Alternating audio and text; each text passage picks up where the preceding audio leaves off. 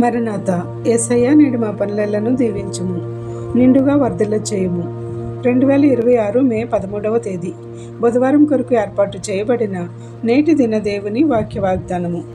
మొదటి సమూయేలు గ్రంథము 7వ అధ్యాయము 12వ వచనము.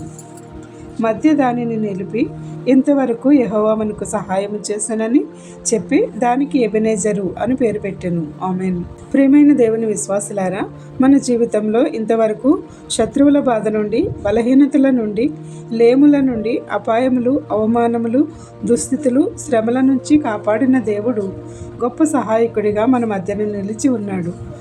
అందుచేత మన జీవితాంతము ఆయనను స్తుతించుచు కీర్తించుచు ఉండాలి. ఇశ్రాయేలీయుల వలె దేవునికి లోబడనొల్లని వారంగా కాక, విశ్వాస జీవితంలో వెనుకబడక, ఆయన ఇచ్చే తలాంతులను పొందడానికి సిద్ధపడాలి. మన మధ్యన సహాయకుడిగా నిలిచి సహాయం చేసిన ఎబెనేజరు స్థితిని మన జీవితంలో పొందాలంటే పశ్చాత్తాపంతో వేడుకుంటూ ఎల్లప్పుడూ ఆరాధిస్తూ ఉండాలి. ఇంతవరకు సహాయం చేసిన యేసయ్య ఇక ముందును కూడా తన శక్తివంతమైన బిడ్డలముగా రూపాంతరం చెందించగల స్థితిని త్రియేక దేవుడు మనెల్లరికూ దయచేయునుగాక. ఆమేన్. ప్రార్థన.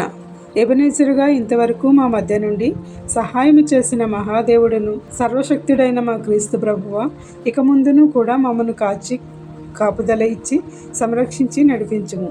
నిజమైన నీ సేవకుడైన సమూయేలు ప్రతిష్ఠించిన శక్తివంతమైన రాయిగా మార్చి మా జీవితకాలమందు తోడయుండి సహాయము చేసి నడిపించమని వేడుకొనుచున్నాము. పుట్టినరోజు, వివాహ వార్షికోత్సవములను జరుపుకొనుచున్న బిడ్డలపై నిండైన దీవెనలు కుమరించుము. బంధుమిత్రులను కోల్పోయిన వారికి ఆదరణ దయచేయము. ఈ పరిచర్య చేయుచున్న మమ్ములను దీవించుము. కావలసిన వెళ్ళ అనుగ్రహించుము.